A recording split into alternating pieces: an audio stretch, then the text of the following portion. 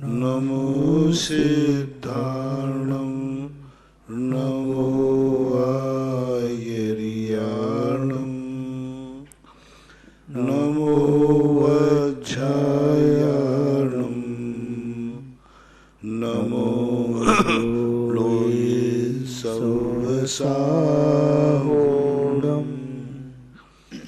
पंच परमेष्टि भगवान की जय हो।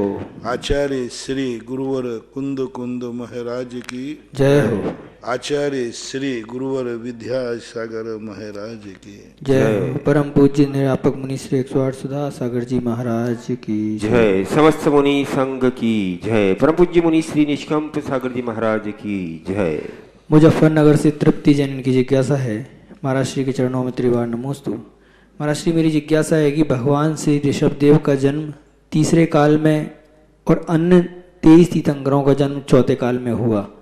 तो महाराज जी, मेरी जिज्ञासा ये है कि शास्त्रों में यह वर्णन आता है कि ऋषभदेव भगवान को जब मोक्ष हुआ तो चतुर्थ काल आरंभ होने में कितने वर्ष थे शेष थे, और जब भगवान महावीर स्वामी को मोक्ष हुआ तो पंचम काल शुरू होने के कितने वर्ष शेष थे।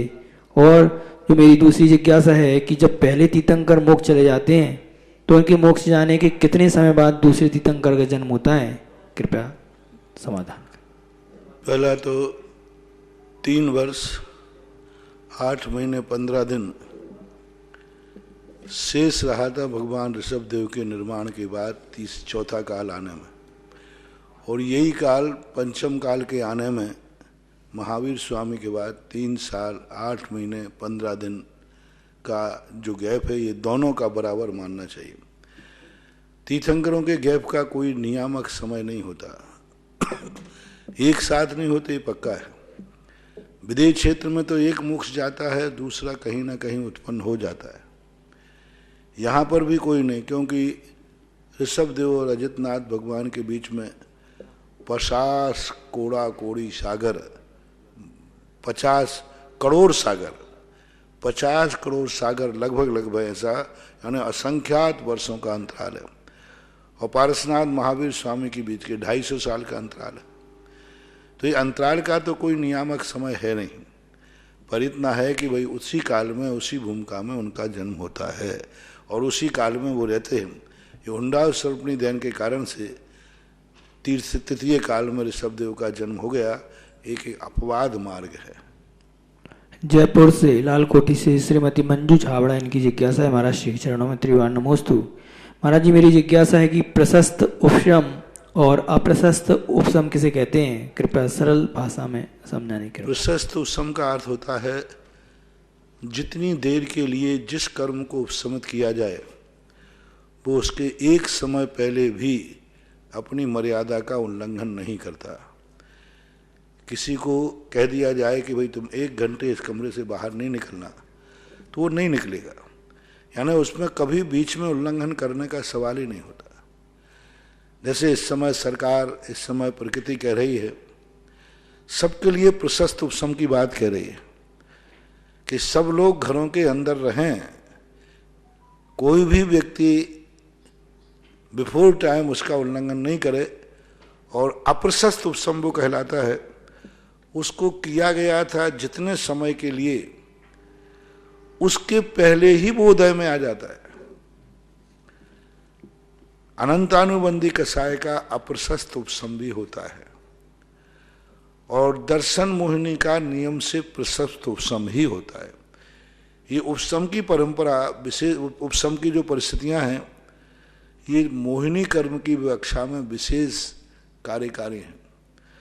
दर्शन मोहिनी का जब भी उपशम होगा, प्रशस्त उपशम ही होता है, यानी वो अपने उपशम के काल के एक समय पहले भी उदय में नहीं आते। एक अनंतानुबंधी कसाय एक ऐसी है जो जितने समय के लिए उपशम करो उसके पहले भी वो उदय में आती है। अधिकतम 6 आवली काल पहले वह उदय में आ सकती है। इसी अप्रशस्त उपशम के कारण से दूसरे गुणस्थान की रचना हुई। अनंतानुबंधी कसाय के कारण से हुई। यदि कसाय नहीं होता तो दूसरे गुणस्थान की रचना की जरूरत ही नहीं थी, क्योंकि वो पहले उदय में आ जाएगी। तो अब पहले उदय में आए तो मिथ्यात्व में जा नहीं सकते, सम्यक दर्शन से गिरा दिया क्योंकि अनंतानुबंधी द्विमुखी है, तो सम्यक दर्शन में वो रहने नहीं देगी।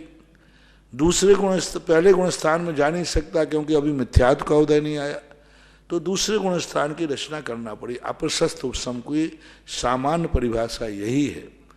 और सब लोगों को अभी ऐसी महामारी संकट के समय सबको प्रशस्त उपसम करना चाहिए। ये कोई कार्य जो है बहुत सैद्धांतिक तो है ही, लेकिन हम व्यवहार की दृष्टि से भी आपको घटा रहे, तो ऐसा उसको प्रशस्त और अप्रशस्त उपसम मानना चाहिए। सूरज से शांति स्वरूप पाठनी की जिज्ञासा है महाराज श्री चरणों में त्रिवार नमोस्तु।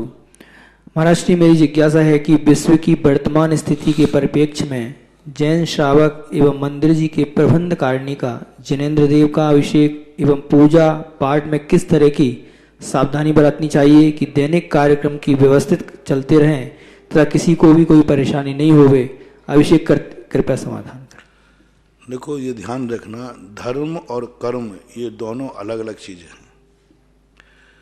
तुम धर्म और कर्म को एक साथ मत जोड़ो। कई लोग कई प्रश्न करते हैं, महाराज जी ऐसे कर्म का उदय आ रहा है, धर्म का क्या कार्य है, धर्म का चमत्कार क्या है, धर्म का अतिशय क्या है। तो धर्म को कर्म से मत जोड़ो। कर्म आप लोगों ने अशुभ किए हैं, धर्म उसके लिए तुम्हारे क्या करे। धर्म अपराधियों की सजा माफ नहीं कराता, धर्म अपराध से बचाता है। बहुत बड़ी लोगों के मन में है कि धर्म के माध्यम से हमारे लिए इस प्रकार का भले कि हमारे ऊपर संकट ही नहीं आए, हमें जेल ही नहीं हो, हमें बीमारी नहीं हो। तो धर्म क्या अपराधियों को बचाएगा? धर्म अपराध से बचाता है, अपराधियों को नहीं बचाता। और जो अपन को अभी कर्म मिल रहा है ये सब अपराध का सजा है, अत्याचारों की सजा है, जो दुर्नीति की सजा है। बुरे भाव करके नए नए आविष्कार करते रहते हैं और नए नए आविष्कार करके चूक हो जाती है। तो ये जो अपराधियों के लिए सजा है, अब ये बात अलग है कि अपराधियों की चपेट में अच्छे लोगों को भी भुगतना पड़ रहा है। सूखे पेड़ों में जब आग लगती है तो बीच में हरा चपेट में आता है तो उसके लिए भी जलना पड़ता है। आज हमारे सारे विश्व के पाप का घड़ा फूट रहा है। सारे विश्व का अशुभ सा प्रकृति जब अति कर लेती है तो प्रलय करती है। प्रकृति कहती है कि तुम जब अति करोगे तब तब प्रलय होता है, क्योंकि प्रकृति के नियमों का सब उल्लंघन कर रहे हैं। प्रकृति के कानून को कोई पालना नहीं डाल रहा है। ऐसे ऐसे वैज्ञानिक आविष्कार कर रहे हैं जिनके माध्यम से हर दिन कोई नया वायरस पैदा हो रहा है। लोग दिन प्रतिदिन मांसाहार बढ़ रहा है। कोरोना की स्पीड कम बढ़ रही है, मांसाहारियों की स्पीड ज्यादा बढ़ रही है। अब प्रकृति करे क्या? तुम्हारे पापाचार अत्याचार बढ़ रहे हैं। अब धर्म क्या करे? उन पापियों को बचावे क्या? नहीं, धर्म पाप से बचाता है। सभी लोग मंत्र ले लें कि धर्म पाप से बचाता है, पापियों को नहीं बचाता। अपराध से बचाता है, अपराधियों को नहीं बचाता। ये धर्म का कार्य है। धर्म से मैं बहुत चिंतन कर रहा हूं। मैंने कहा कि भाई धर्म क्या? बोले मैं अपराधियों को नहीं बचा सकता, मैं अपराध से बचाता हूं। मैं उपदेश देता हूं ये अपराध मत करो, कर्म ऐसे मत करो। जब उदय में आएगा तो रोना पड़ेगा। तो हम तो अपराध से बचा सकते हैं। धर्म अपराध करने के पहले याद करो, तुम अपराध करने के बाद धर्म को याद करते हो। यही सबसे बड़ी भूल गई। धर्म कहता है अपराध करने के पहले मुझे याद करो, मैं तुम्हें बचा लूंगा। और तुम लोग क्या कर रहे हो? अपराध करने के बाद धर्म को याद कर रहे हैं। तो धर्म कहता है कि मैं कुछ नहीं कर सकता। अपराध करने के बाद जब पाप का घड़ा फूट रहा है तब तुम धर्म की शरण में जाना चाहते हो। तो अपराध करने के बाद धर्म की शरण आएंगे तो धर्म का सीमा है। यदि अपराध करने के पहले धर्म से पूछ के करते, धर्म को करते, तो फिर ये नहीं होती। वर्षों वर्षों से हमारे साधु संत, जैन दर्शन, महावीर स्वामी, आचार्य श्री वगैरह सब कितना उपदेश दे रहे हैं, कितना संबोधन कर रहे हैं, कितना बता रहे हैं। शास्त्रों में भरे पड़े हैं उपदेश। पर उनको मानते नहीं। अब अपराध करने के बाद एक ने व्यक्ति ने कहा, बोले इतने मंदिर बनाने से क्या फायदा, इससे अच्छे तो अस्पतालें बनाओ। तो मैं तो कह रहा हूं बनाओ अस्पतालें। जो कह रहा है उससे मैं पूछना चाहता हूं, मैं एक अस्पताल खोलना चाहता हूं, वो पार्टी सपोर्ट करे। करना धरना कुछ है नहीं, सबू का छोड़ना है। अरे भाई ये कहो कि ये मंदिर हैं इसलिए अस्पतालें काम कर रही हैं, नहीं तो अस्पतालें भी काम करने की जरूरत नहीं है। अब रिएक्शन कहो तो डॉक्टरों को रिएक्शन हो गया, अब भीलवाड़ा में एक अस्पताल में रिएक्शन हो गया, तो अब कहो कि ऐसी अस्पतालें बनाने से क्या फायदा। साइड इफेक्ट तो हर स्थान पर है। अस्पताल भी आज खतरे में है, अस्पतालों में जाने में डर लग रहा है, क्योंकि डॉक्टर कितने लोगों मरीजों को देखता है, डर लगता है क्या पता किसको देख के गया हो। हर स्थान पर डर है आज। अभी किसी ने कहा कि पुलिस वालों को भी संक्रमण से परेशानी होती है। अब कहां कहां छुपोगे, क्या करोगे, क्योंकि पाप का घड़ा बहुत बड़ा फूटा है, कोई साधारण नहीं है, रुकते रुक पाएगा। अब रही बात मंदिरों की, जो आपकी बात है, तो मंदिरों में देखो सरकार का कानून का साथ दो, क्योंकि सरकार अपने लिए सोच रही है, सरकार को कोई स्वार्थ नहीं है, इसमें कोई पार्टी का लाभ नहीं है, इसमें कोई निजी नेता का लाभ नहीं है। जो कुछ भी सरकार कानून बना रही है अपने लिए बना रही है, देश के लिए बना रही है।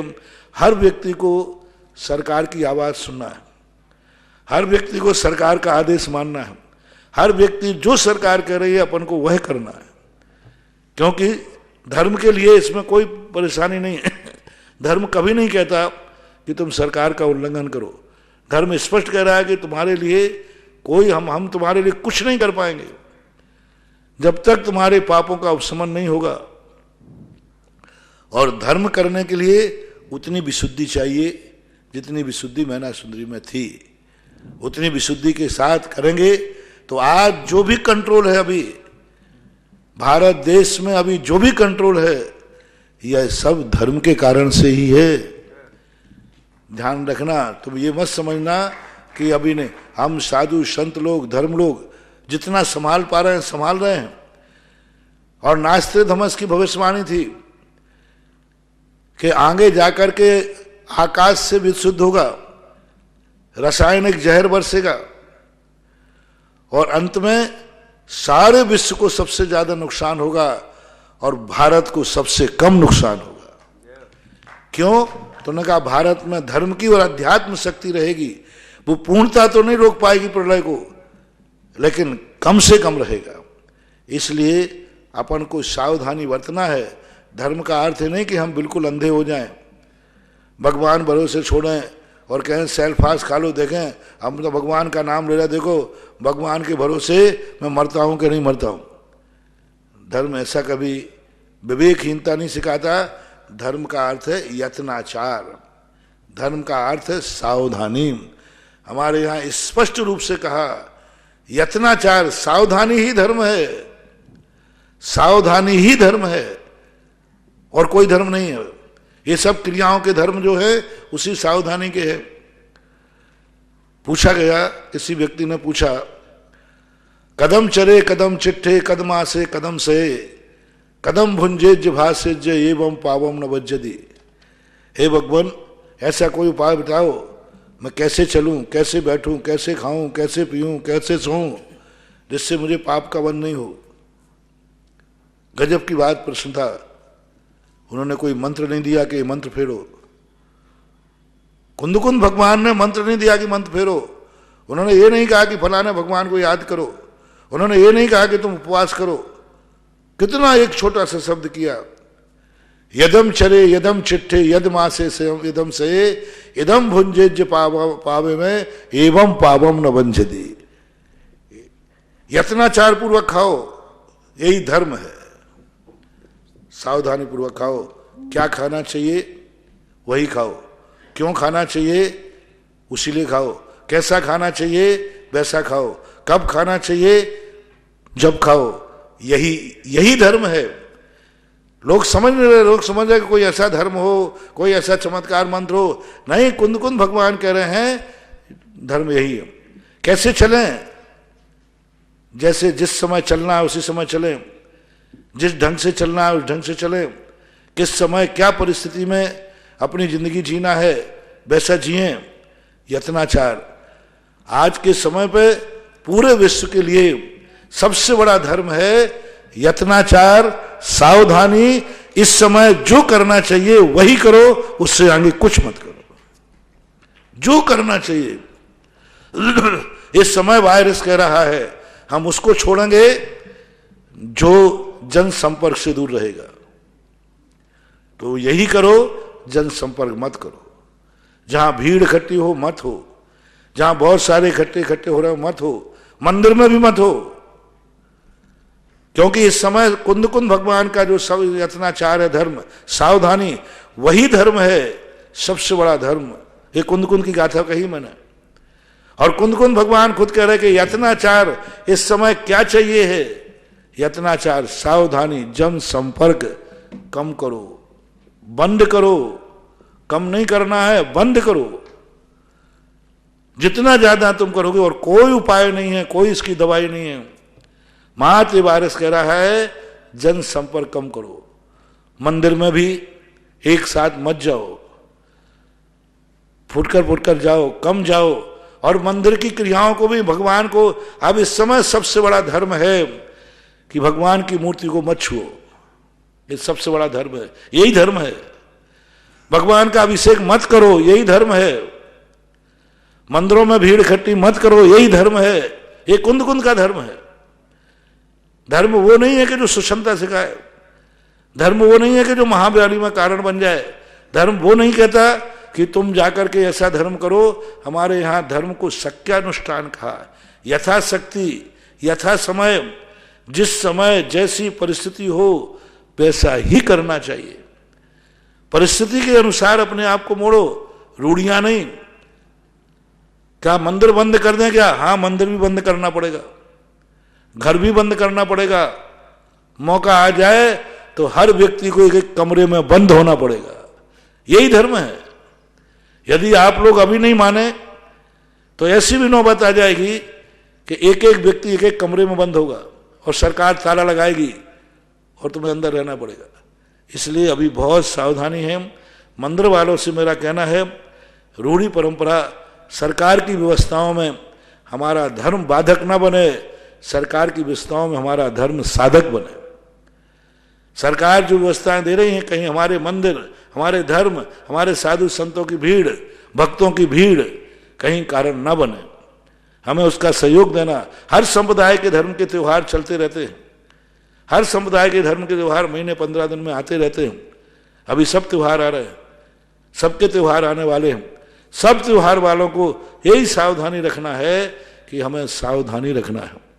जैनियों से विशेष रूप से मंदिरों में कहना है, मंदिरों में भीड़ ना करें, एक दूसरे का स्पर्श ना करें, मंदिरों में भी स्पर्श ना करें, घरों में भी रहें तो एक दूसरे को टच ना करें, घरों में भी, परिवार में भी रहें तो एक दूसरे को टच ना करें। जितनी दूरी बन सके उतनी दूरी रखें।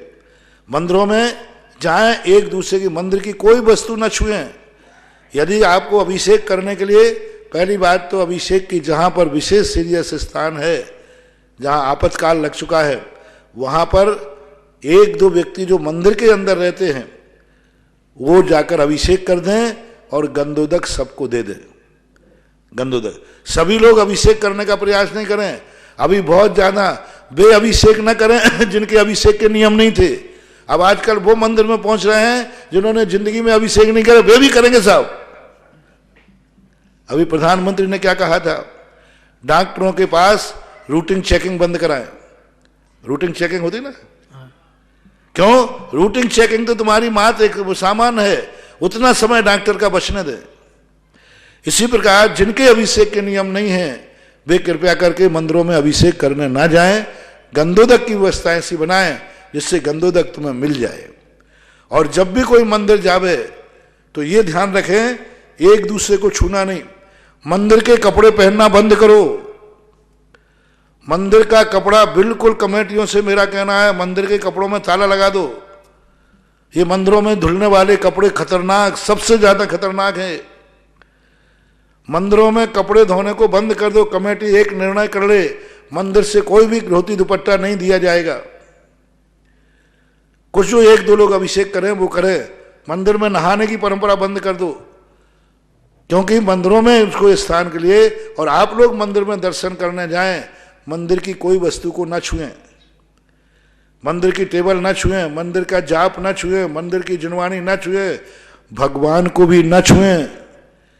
एक व्यक्ति अच्छे गर्म पानी से हाथ धो करके भगवान को उठा करके वेदी पर बैठाल दे, और मां जल ढाल दीजिए अकेला, आप चरण नहीं छुए भगवान के, मात्र ऊपर से जल ढाल दीजिए गर्म पानी, और जो लोटे से आपने जल ढाला है, सब भारत के मंदिरों से कहना है, उस लोटे को दूसरे से अभिषेक मत करने दो। वह एक लोटे से अभिषेक करे, उस लोटे को तुरंत पानी का एक ड्रम रखो बाजू में।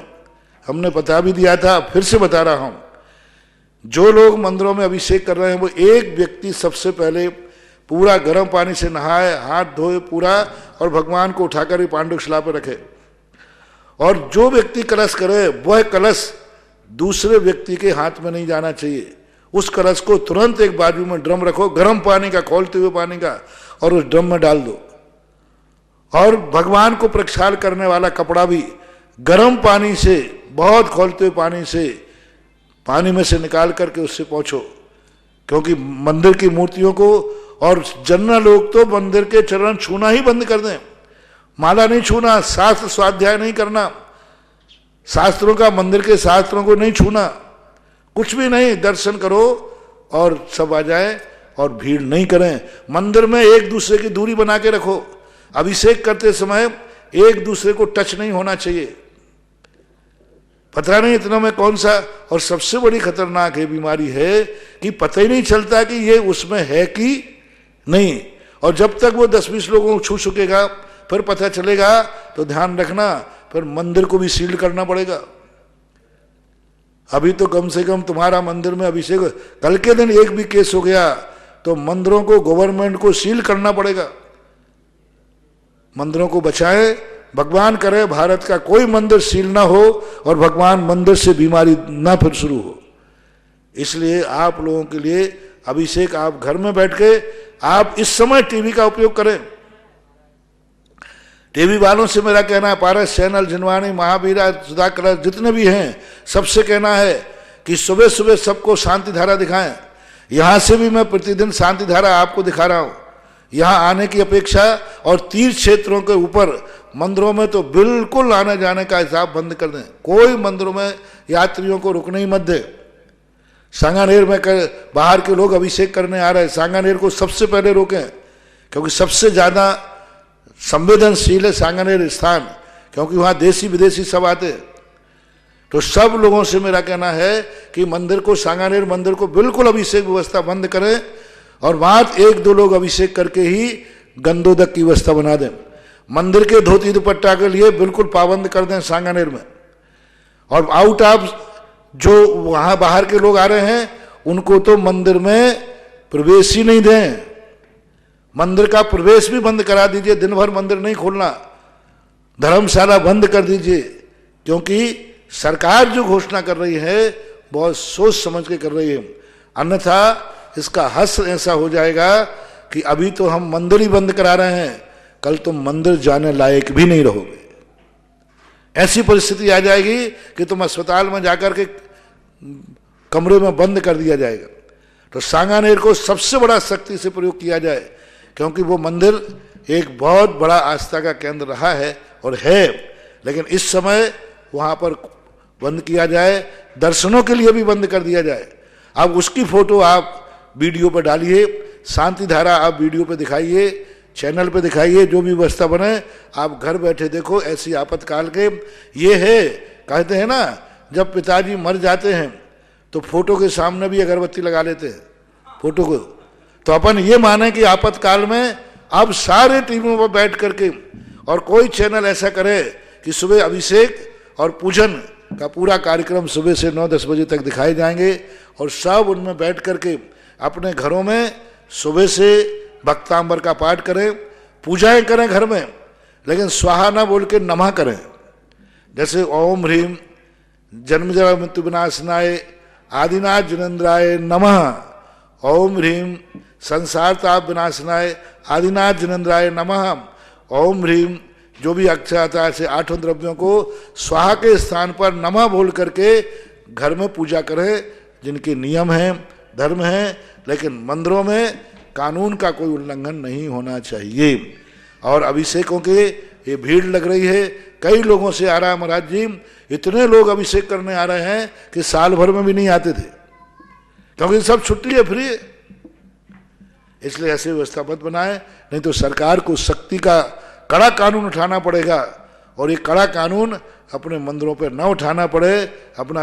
और मैंने कह दिया आपको कोई दोष नहीं लगेगा, आप अभिषेक का नियम है, आप अभिषेक नहीं कर पाए तो कोई दोष आपको नहीं लगने वाला, क्योंकि कुंद भगवान की गाथा मैंने दे दी। सावधानी 2000 साल पहले कह गए थे कुंद भगवान कि परिस्थिति को देखकर यत्नाचार पूर्वक क्रिया करना, सावधानी पूर्वक क्रिया करना। भगवान को पहुंचने के जो कपड़े हैं नाथ ने हैं, वो भी एक भगवान को भी मात करना, सभी भगवानों को पहुंचने की जरूरत नहीं है। सभी भगवानों को पहुंचकर एक सूखे कपड़े से आप पहुंच दीजिए, अभिषेक दृष्टि से नहीं। हर मंदिर में एक भगवान रख करके बस एक भगवान का 2-3 लोग अभिषेक करो, 2 लोग अभिषेक कर लो, और फिर गंधोदक सबको दे दीजिए, सबको अभिषेक करने की जरूरत नहीं है। महाराज श्री एक ही जिज्ञासा, लगभग 15-20 जिज्ञासाएं आई हैं एक ही जगह से।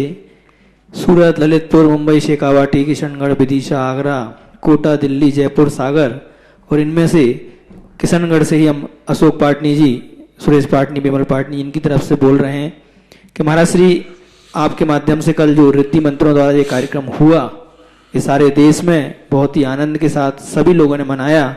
हम लोगों ने भी, हमारे पूरे परिवार ने बच्चों के साथ में, पिताजी के साथ में ये कार्यक्रम मनाया। महाराज श्री आपका संपूर्ण पूरा भारत देश आभार व्यक्त करना चाहता है, इसलिए ये जिज्ञासा सबके सामने, सबकी जिज्ञासा तो नहीं पढ़ सकते महाराज श्री हम, लेकिन गांव के इतने सारे लोगों ने जिज्ञासाएं दी हैं, तो उनकी तरफ से सिर्फ अशोक पाटनी जी की नाम लेके हमने आपके सामने प्रस्तुत की। बहुत कल हमने बहुत विशुद्धि के साथ, बहुत धीरे धीरे भक्तांबर, मुझे 46 काव्य तक मैं खुद भक्तांबर में इतना तन्मय था, ना मुझे ये होश था कि मैं क्या पढ़ रहा हूँ, कहाँ पढ़ रहा हूँ। बस एक ही बात थी कि उन श्लोकों के साथ हूबहू हो रहा था। 47वें नंबर काव्य पर थोड़ा मन मेरा बहिर्मुखी हुआ, तो बहुत बड़ी, और पढ़ते पढ़ते मैं खुद इतनी एनर्जी से भर रहा था कि ऐसे समय पर भी मेरे शरीर से पसीना चू रहा था, नीचे पूरा पसीना बहने लगा था। इतनी एनर्जी के साथ, विशुद्धि के साथ कल मैंने भक्तांबर किया था।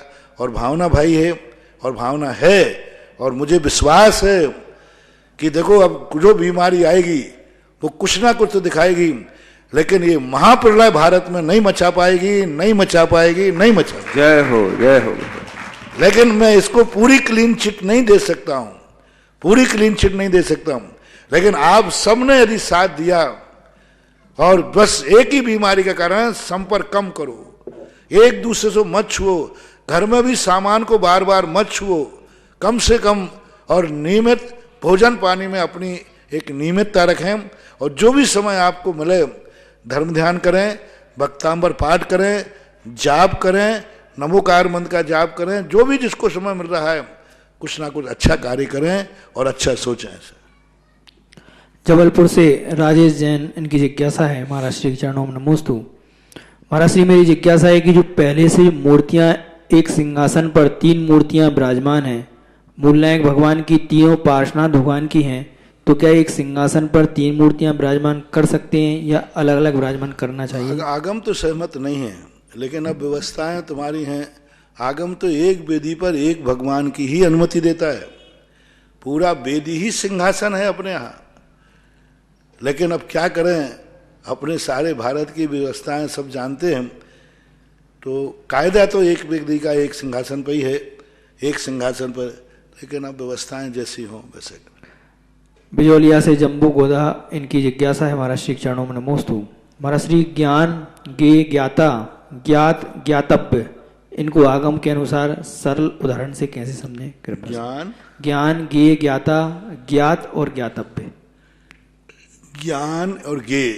ज्ञान कहलाता है जानने वाला, ज्ञेय कहलाता है जिसे जाना जाता है, और ज्ञाता वो कहलाता है जानने वाला, और ज्ञातव्य वो कहलाता है जो जानने योग्य है। इसमें 4 शब्द आए।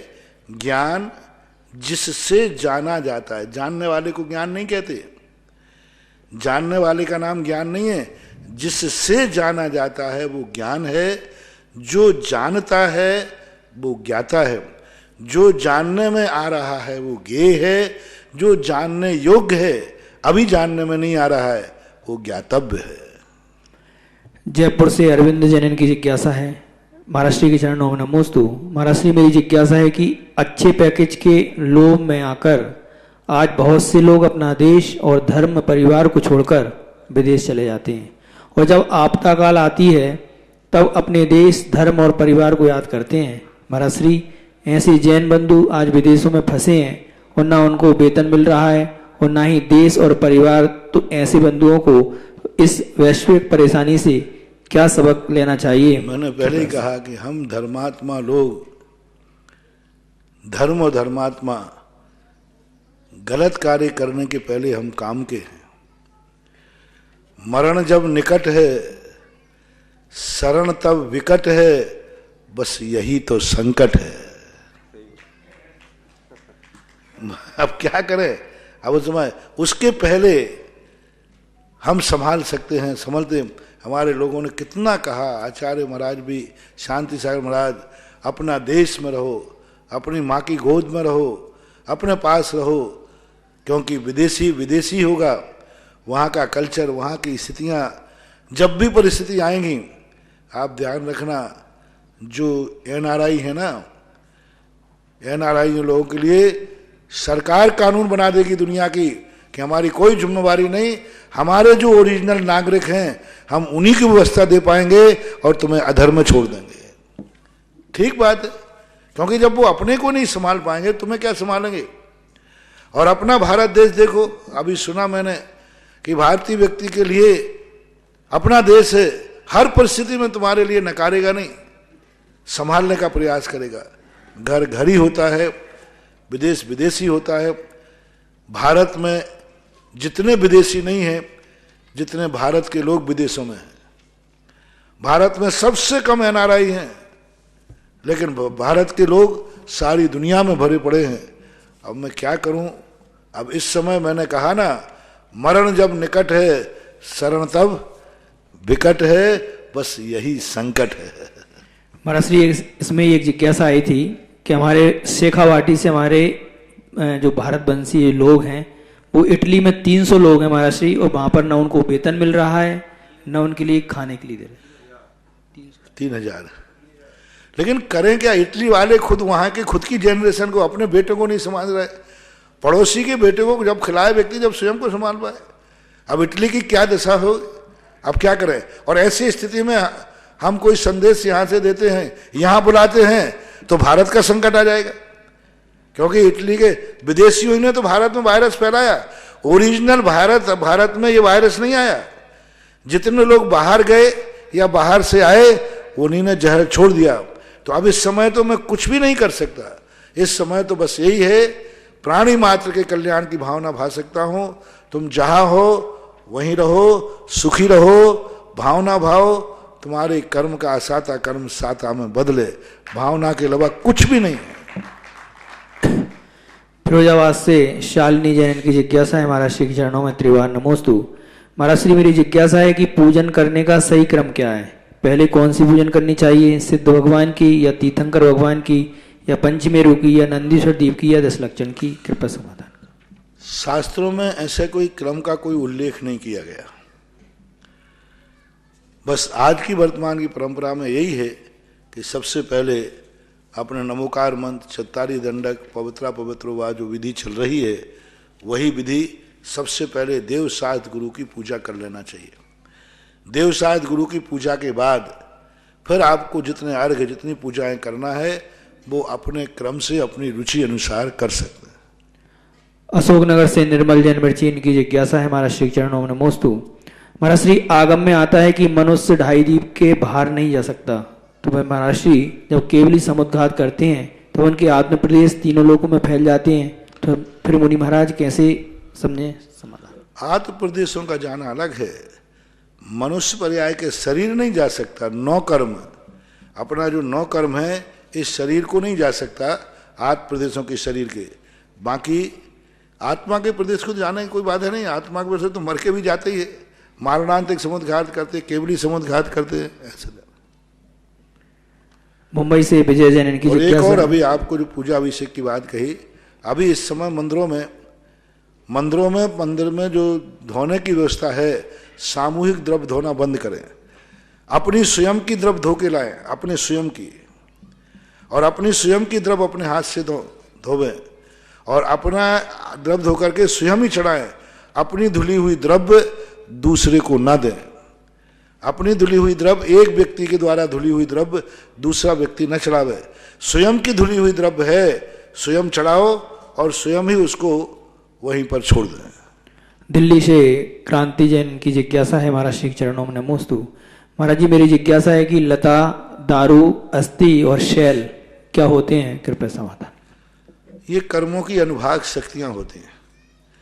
घातिया कर्मों के अंदर कर्मों की ऐसी स्थिति बनती है, क्योंकि घातिया कर्म जो हैं घात हैं, कठोर होते हैं, तो बंद करते समय व्यक्ति लता के समान, जैसे लता होती बेल मुलायम होती, जल्दी टूट जाते हैं, ऐसे ही कर्म होते हैं, वे ज़्यादा दुख नहीं देते। यदि कोई लता से अपन को मारे तो ज़्यादा तकलीफ नहीं होगी, थोड़ा सा दुख देते। दारू यानी बोतल नहीं, दारू यानी लकड़ी, सूखी लकड़ी के समान होते हैं, जो थोड़े कठोर होती है, लेकिन फिर भी उसको जला सकते हैं, तोड़ सकते हैं, गला सकते हैं, पानी में डाल दें तो नभ सकती है। तो ऐसे कर्म जो घातिया कर्म जो दारू के समान होते हैं, जिनको हम जला सकते हैं, जिनको हम गला सकते हैं, जिनको हम नवा सकते हैं, तो ये लता और दारू के समान 2 होते हैं, अस्थि और शैल। अस्थि कहलाता है हड्डी के समान, जो कर्मों को अपन चाहें तो कितने कुछ प्रयास करें वो टूट जाएगी, लेकिन नष्ट नहीं होगी। फिर भी विशेष अग्नि के द्वारा हम उस हड्डी को भी जला देते हैं, बहुत कठोर होती है।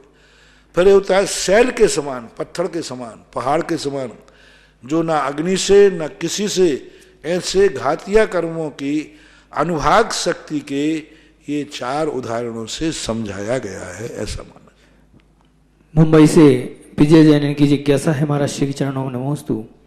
महाराज श्री, जैन शास्त्र के इन शब्दों से कुछ उलझन होती है, प्रत्येक और साधारण वनस्पतिकाय, इनके ये नाम आम भाषा के अनुरूप नहीं लगते। पुद्गल के 5 इंद्रिय गुण यानी स्पर्श, दृष्टि आदि बताए गए हैं, जबकि ये अजीब हैं, ये कैसे मुमकिन है, कृपया समाधान। तो वनस्पति, दोनों प्रश्नों का क्या साथ ताल में? प्रत्येक और साधारण वनस्पतिकाय, इनके नाम इनको समझ में नहीं आते। साधारण का अर्थ होता है सीधा मुसाफिर खाना, धर्मशाला, जो किसी व्यक्ति विशेष के लिए सब ठहर सकते उसमें। एक शरीर में अनेक जीव एक ही शरीर से अपनी जिंदगी चलाते हैं। एक खाया सबने खा लिया, एक श्वास लिया सबने ले लिया, एक मर गया सब मर गए। तो जो एक शरीर में अनेक जीव मिलकर के रहते हैं उसको बोलते हैं साधारण। और प्रत्येक किसे बोलते हैं? एक शरीर का एक ही मालिक होता है, उसके आज से दूसरे जीव रह जाएंगे स्वतंत्र शरीर बना करके। जैसे मान लो आपका शरीर है, आप एक मालिक हैं, आपके पेट में कीड़ा है, तो कीड़ा अपना स्वयं का शरीर बना के रह सकता है, लेकिन हमारे शरीर का आधार में नहीं रहेगा वो। तो इसी प्रकार प्रत्येक यानी स्वतंत्र शरीर जिनका होता है उसमें साधारण और प्रत्येक वनस्पति काय के ही भेद हैं। शेष जो 4 काय हैं वे प्रत्येक ही होते हैं, जैसे पृथ्वी, अग्नि, वायु, जल, इसमें साधारण भेद नहीं होता, ये प्रत्येक ही होते हैं, बादल ही होते हैं। लेकिन वनस्पति काय के साधारण और प्रत्येक 2 भेद होते हैं। तो उसमें ऐसा माना, जैसे काई वगैरह हैं, एक ही शरीर में अनंत जीव रहते, एक मरेगा सब मर जाएंगे, ऐसा मानना चाहिए। अशोकनगर से निर्मल जैन की जिज्ञासा है, महाराज श्री, हमारे भगवती आराधना ग्रंथ के स्वाध्याय में आया है कि नीतिकार कहते हैं कि मूल व्यक्ति हीरा, पन्ना, मोती को रत्न मानता है और सज्जन ज्ञानी पुरुष अन्न, जल और मधुर वाणी को रत्न मानता है। महाराज जी, इसका आशय क्या है? कृपया समाधान। ये भावनात्मक है। रत्नत्रय को कोई रत्न कह देते हैं, कोई राज दरबार के 9 रत्न अच्छे माने जाते हैं, बीरबल को रत्न माना जाता था। तो ऐसे प्रकार के उपमात्मक हैं। वास्तविक रत्न तो पुद्गल रूप ही संज्ञा को प्राप्त हैं। पन्ना, हीरा आदि ये हैं वास्तविक, उनका नाम है। अब उनको अपन उपमा के रूप में देते हैं कि भाई ये रत्न है, ये हमारा समाज के रत्न हैं, ये हमारे घर के रत्न हैं। तो ये रत्न उपमात्मक कहलाते हैं। तो उपमा के रूप में रत्नों का प्रयोग करते। वास्तविक रत्नों जो नाम संज्ञा है वो तो उन्हीं की है जो पौद्गलिक होते हैं। अशोकनगर से विनीता जैन, इनकी जिज्ञासा है। महाराज श्री के चरणों में नमोस्तु। महाराज श्री, द्रव्येंद्रिय और भावेंद्रिय कैसे कहते हैं? कृपया समाधान। द्रव्येंद्रिय कहलाती है जो पुद्गल वर्णाओं के माध्यम से निर्मित होती है, जो अपन को देखने में आ रही है, आँख, कान, नाक आदि। और भावेंद्रिय कहलाती है अपना उपयोग, लब्धि उपयोग भावेंद्रियम, यानी जो आत्मा का उपयोग जब आँख में जाता है तो आँख भाव इंद्रिय बन जाता है, वही उपयोग जब कान में जाता है तो वह कर्ण का भाव इंद्रिय बन जाता है, वही जब रसना में जाता है तो रसना की भाव इंद्रिय बन जाता है। वही ज्ञान और दर्शन जो उपयोग जिस इंद्रिय में जाता है वह उसी इंद्रिय की भाव इंद्रिय बन जाता है। और द्रव्य इंद्रिय सब जानते हैं जो देखने में आ रही हैं।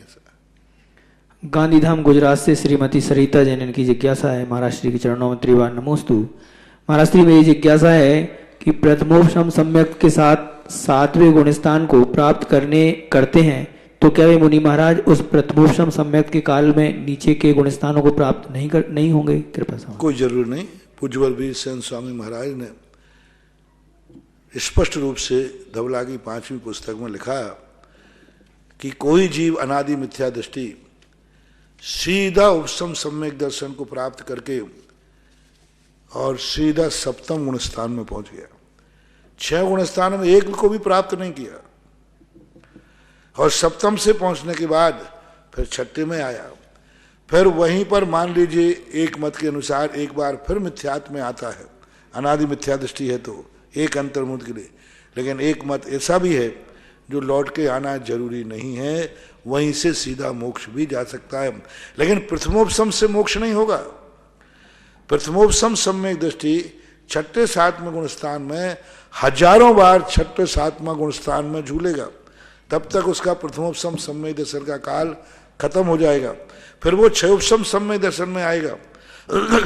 6उपशम सम्यक दर्शन में अनंतानुबंधी की विसंयोजना करेगा, फिर 6 सम्यक दर्शन बनाएगा, फिर मोक्ष जा पाएगा, ऐसा जानना चाहिए।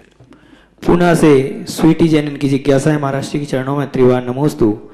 महाराज जी, सम्यक दर्शन प्राप्ति के पश्चात अधिकतम अर्ध पुद्गल परावर्तन काल जीव इस संसार में व्यतीत करता है, पर यह बचा हुआ अर्ध पुद्गल काल काटने हेतु क्या जीव को चारों गतियों एवं निगोद में भी जाना पड़ता है? और क्या भावलिंगी मुनि भी निगोद में जा सकते हैं क्या? कृपया समाधान। पहली बात तो सम्यक दर्शन के अर्धपुद्गल परावर्तन में निगोद में जाना ही पड़ेगा। यदि उत्कृष्ट रूप से कोई जीव ने अर्धपुद्गल परावर्तन काल लिया है, यानी असंख्यात 24 ही, तो यहाँ तिरस्कार का तो 2000 सागर वर्ष ही है।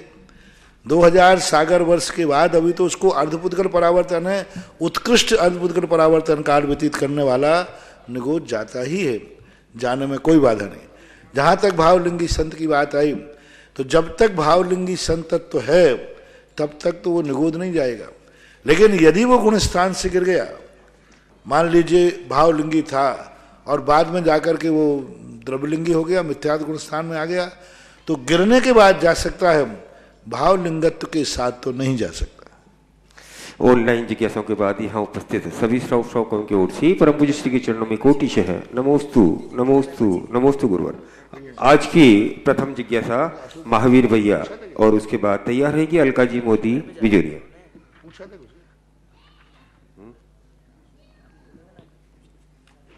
मेरे गुरुदेव को बारंबार नमोस्तु।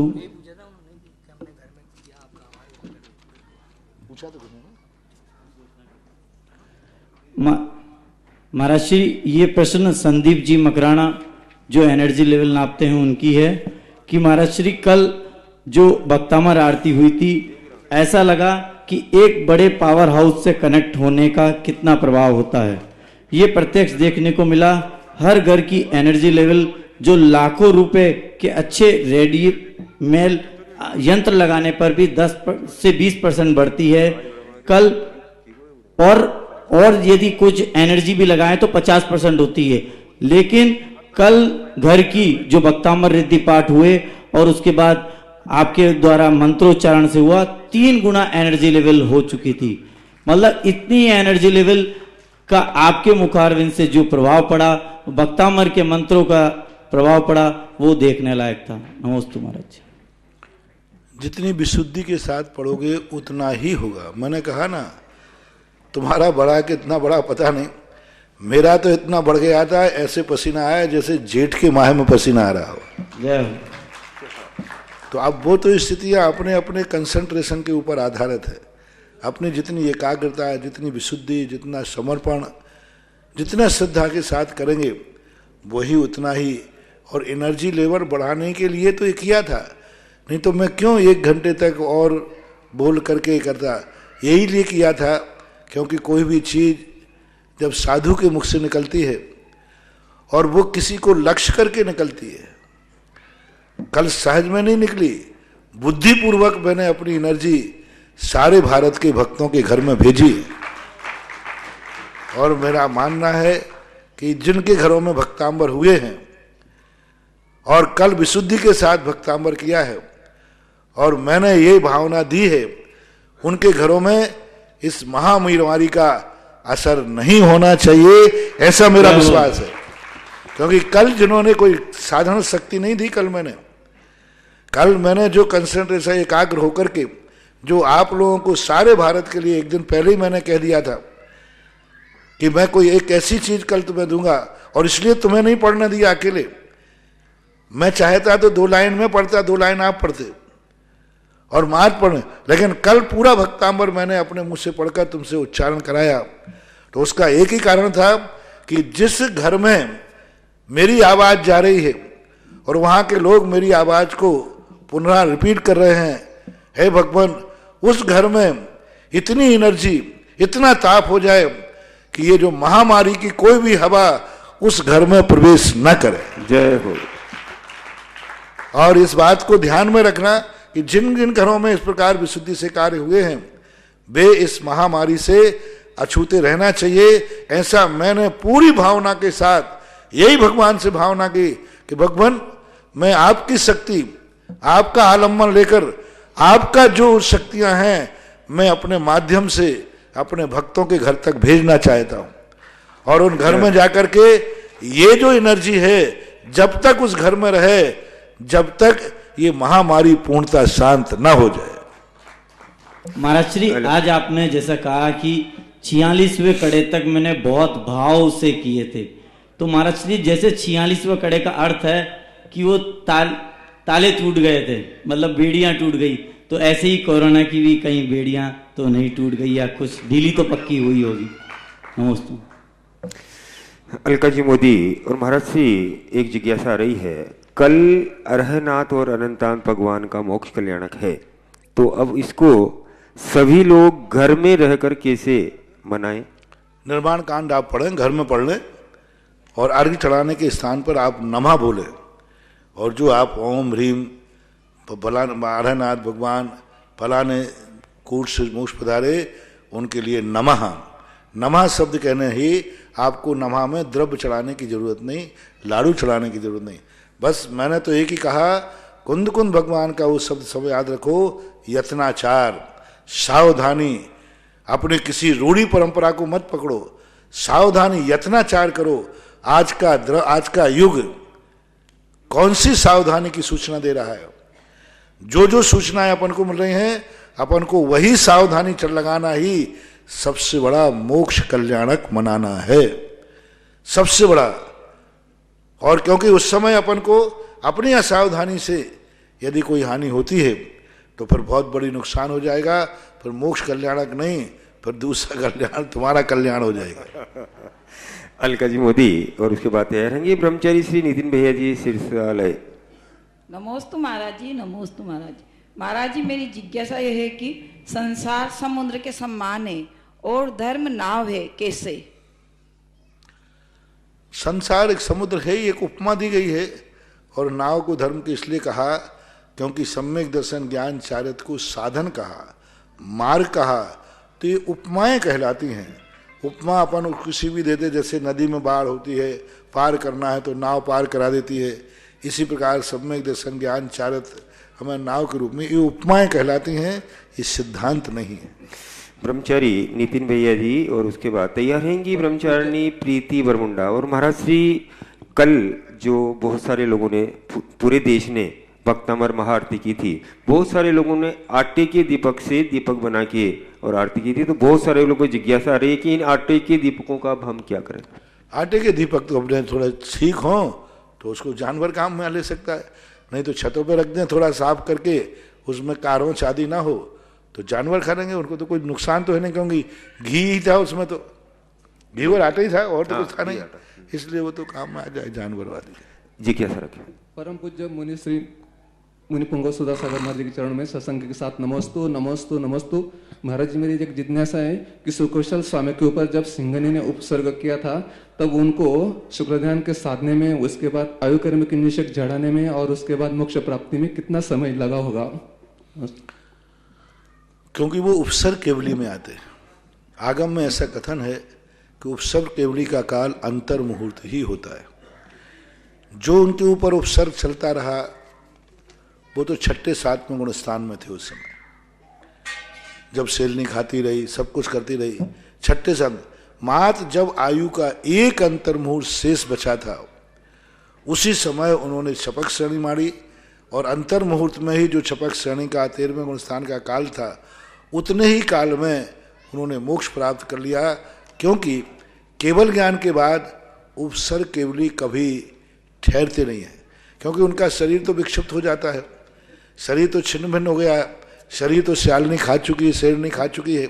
अतः उनको जो केवल ज्ञान हुआ वो 10 महा उदाहरणों उपसर्ग के अंतर्गत आते। तो वे 10 उपसर्ग केवलियों का काल मात्र एक अंतर्मुहूर्त होता है। तो महाराज तो आप पूछ सकते हो फिर श्यालनी ने एक अंतर्मुहूर्त में थोड़ी खाया होगा, वो तो घंटे 2 घंटे 4 घंटे दिन 2 दिन 3 दिन कितने भी लग सकते हैं। जैसे सुकुमार मुनि को 3 दिन में खा पाई, तो इनको लिया तो वो 3 दिन तक वो छठे सातवें स्थान में झूलते रहे छठे। लेकिन जैसे जब उनकी एक अंतर्मुहूर्त आयु शेष बची उस समय उन्होंने केवल ज्ञान प्राप्त कर लिया। ब्रह्मचारिणी प्रीति बरमुंडा और उसके बाद तैयार रहेंगे श्री जितेंद्र जी जैन शास्त्री गुना। मेरे गुरुवर के चरणों में बारंबार नमोस्तु नमोस्तु नमोस्तु।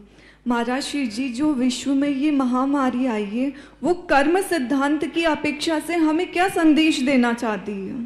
कर्म सिद्धांत का संदेश ये देना चाहती है कि सारी दुनिया अपने स्वार्थ में लीन रहती है, सारी दुनिया के संबंध में विचार नहीं करती। व्यक्ति सारी दुनिया को मिटा करके सुखी होना चाहता है। कर्म सिद्धांत कह रहा है कि ये नीति सबकी 90 कितने % लोगों की कहूँ, 90% नहीं लेकिन 50% 60% लोगों की है। सारी दुनिया को मिटा करके, मिटाना पड़े, मुझे सुखी बनना पड़े। आज हर देश यही तो कर रहा है, हर देश एक दूसरे देश को मिटाने के लिए तैयारी कर रहा है, हर देश कर रहा है। जितने देखो मिटाने का एक ही, सारी दुनिया को मिटा दूं मैं अकेला सुरक्षित रह जाऊं। और कुछ लोग तो ये भी कह रहे हैं कि ये जो बीमारी भी है, ये भी जो कोरोना है, ये दूसरे देशों को मिटाने का षड्यंत्र है किसी देश का। और वो सोचता था कि क्योंकि नास्तिकदमस ने कहा था कि आगे लोग अब जैविक तैयारी कर रहे हैं, ये जो जैविक तैयारी हो रही है युद्ध की, इसका संदेश है ये कि जैविक तैयारी में क्या होगा, एक जीव छोड़ दिया जाएगा, वो जीव सारी दुनिया को मार डालेगा। ये मकान, ये पंडाल, ये सब जो के तो बने रह जाएंगे, इनको कोई नुकसान नहीं होगा, मात्र मनुष्य मर जाएगा। क्यों? इससे फिर वो सारी संपत्ति को स्वयं अपने देश में हड़प लेंगे। देखो कितनी बड़ी कूटनीति है। पहले तो व्यक्ति को मारते थे, वो मरेगा तभी हमें मिलेगा। अब वो क्या कर रहा है, नहीं मनुष्य तो मर जाएंगे लेकिन उस देश की जो संपत्ति है मकान महलें वे सुरक्षित रह जाएंगे, जिससे हम सारे विश्व में हम राज्य करेंगे। ये जो जैविक नीति से चल रहे हैं, ये उसी का परिणाम है कि व्यक्ति कह रहा है सारी दुनिया मरे तो मर जाए, मैं सुखी रहूं। और हर व्यक्ति के मन में ये भाव आता है, एक घर से शुरू होता है। घर में कोई सामने वाला दुखी रहे तो रहे, मैं सुखी रहना चाहिए। फिर पड़ोसी में आता है, पड़ोसी दुखी रहे तो रहे, मैं सुखी रहूं। फिर नगर में, नगर से देश में राष्ट्र में आता है। तो ये कर्म सिद्धांत कहता है कि दुनिया ने ऐसे परिणाम कर रही है कि सारी दुनिया मिटे तो मिटे, मेरा काम बनता, भाड़ में जाए जनता। ये जो लोग सोचते हैं उसका दुष्परिणाम है कि ये सामूहिक रूप से व्याधि आ रही है। और कर्म सिद्धांत बराबर है, सामूहिक कर्म का उदय आ रहा है। जितेंद्र जी जैन के बाद तैयार है कि कुमारी रक्षिता बगड़ा बिजुलिया। महाराज श्री सोनल जैन अटेर जिला भिंड से जिज्ञासा कर रही है। नमोस्तु महाराज जी, शांति धारा में मम हम सम तम पम वम वम मम मम हम सम सम तम तम पम पम जम जम का क्या अर्थ है? ये बीजाक्षर कहलाते हैं। इन बीजाक्षरों के अर्थ की तरफ तुम नहीं जा पाओगे। इन बीजाक्षरों की अनंत शक्तियां हैं, अनंत अनंत शक्ति है। और उस शक्ति का स्रोत किस दिशा में भेजना है वो वजह। जैसे मान लो इन्हीं बीजाक्षरों को आपने शांति धारा में प्रयोग किया, इन्हीं बीजाक्षरों को हम जाप के रूप में ले सकते हैं। तो इनकी शक्तियां एक रॉ मटेरियल है। हमने वहां शांति धारा में स्थापित कर दिया, सभी बीजाक्षरों को नहीं किया, एक बीजाक्षर को हमने स्थापित किया और उसी क्वालिटी के बीजाक्षर किए जो विघ्न को दूर करें और सांसारिक और पारमार्थिक इच्छाओं को पूरी करें। इनमें पारमार्थिक इच्छाओं को पूरी करने के वाले बीजाक्षर नहीं है, इनमें प्रशस्त करने वाले बीजाक्षर हैं। जैसे वम है, पम है, जम है, ये सारे बीजाक्षर जो हैं पानी को छानते हैं। जैसे गंदा पानी है, गंदगी को निकालने वाले बीजाक्षर हैं। ये जितने बीजाक्षर हैं ये हमारी आत्मा को वातावरण शुद्ध बनाते हैं, विघ्नों को दूर करते हैं। और एक एक बीजाक्षर को यदि शांति धारा के पर्पस में लेवें तो बस इतना ही है कि ये विघ्न विनाशक हैं। और इन बीजाक्षरों में अलग अलग प्रकार का विघ्न विनाशक करने वाला है। जैसे मान लीजिए एक बीजाक्षर को हम बता देते हैं, हम वम, झम, ये जो बीजाक्षर होते हैं ये व्यक्ति की, वम बीजाक्षर व्यक्ति की स्टेपना बढ़ाता है, शक्ति बढ़ाता है। और झम बीजाक्षर दुश्मन से लड़ता है, दुश्मन को रोकता है, नकारात्मक ऊर्जा को बाहर फेंकता है। झम, झीम आदि ये नकारात्मक ऊर्जा को बाहर फेंकते हैं। तो ये शांति धारा के अंदर दोनों प्रकार के बीजाक्षर लिए गए। एक तुम्हारी पावर शक्ति बढ़ाना, टॉनिक का काम करते हैं, और एक शक्ति वो है जो बीमारी को हटाने का काम करते हैं। जितेंद्र जी जैन और अंतिम जिज्ञासा रक्षिता बगड़ा बिजुलिया। श्रमण संस्कृत संस्थान रजत जयंती महामहोत्सव जयवंत हो। नमोस्तु महाराज श्री। महाराज श्री, मेरा प्रश्न है कि जो विक्रिया समुद्रघात होता है तो उसमें त्रियंचों में जलकायक और वायुकायक जीवों में किस प्रकार होता है विक्रिया समुद्रघात? विक्रियक समुद्रघात किसमें? त्रियंचों में, अग्निकायक और वायुकायक में। अग्निकाय वायुकाय में तो होता है वैक्रियक समुद्रघात। क्या उनकी विक्रिया है, समुद्रघात ले लो या विक्रिया ले लो, लेकिन जलकाय में वैक्रियक समुद्रघात नहीं होता। क्योंकि वैक्रियक समुद्रघात शब्द जहाँ तक है वो मात्र देवों में ही होता है और नारकियों में ही होता है, वैक्रियक समुद्रघात। अब इनकी विक्रिया कही गई तो विक्रिया जो है इनकी वायुकाय और जलकाय की विक्रिया होती है। पृथ्वी काय, वनस्पति काय, जल काय में विक्रिया भी नहीं होती और वैक्रियक समुद्रघात भी नहीं होता। अंतिम जिज्ञासा रक्षिता बगड़ा बिजुलिया। नमोस्तु महाराज जी। महाराज जी, अकाल मृत्यु, गतिबंध और आयुबंध तीनों एक दूसरे से कैसे संबंधित हैं? अकाल मरण तो एक आकस्मिक दुर्घटना है और आयुबंध और गतिबंध एक निश्चित समय में। गतिबंध जो हमारे प्रति समय परिणाम चलते रहते हैं, कोई ना कोई परिणाम चलता है तो गतिबंध होती रहती है। और आयुबंध जिस समय व्यक्ति के मरने की स्थिति आती है या आयुबंध का समय आता है, उस समय जब आयुबंध हो जाता है तो वो गति पैक हो जाती है। अब उसको जिस समय जो गतिबंध चल रहा है आयुबंध उसी का ही होता है। मान लीजिए इस समय कोई देव गति का बंद कर रहा है और उस समय आयु बंद का समय आ गया तो आयु बंद ही होगा। कोई मनुष्य गति का बंद कर रहा है और उस समय आयु बंद का समय निषेध पड़ गया तो मनुष्य गति का बंद होता है। यानी आयु बंद हमेशा नहीं बनती, जब भी उसके बंधने का समय आएगा उस समय जो गति का आश्रय हो रहा होगा वही आयु का बंद होता है। यानी गति के अनुसार ही आयु का बंद होता है। इसलिए कहते हैं जैसी मति वैसी गति। तो गति के अब अपन को ये देखना है कि आयु बंद के समय हमारी कौन सी गति बंद चल रही है, हमारे कौन से परिणाम चल रहे हैं। आयु बंद उसी गति पे सील लगा देता है। बस मैंने पैक कर दिया, अब तुम्हें इसी गति में जाना पड़ेगा। अभी तक तुम जो कर रहे, जैसे ये मान लो आपके यहाँ दुकान व्यापार करते हैं, कोई भी धंधा कर रहे थे आप, सब चल रहा था, जिस दिन छापा पड़ गया उस दिन जो स्टॉक में पाया गया बस वो सील कर दिया जाएगा।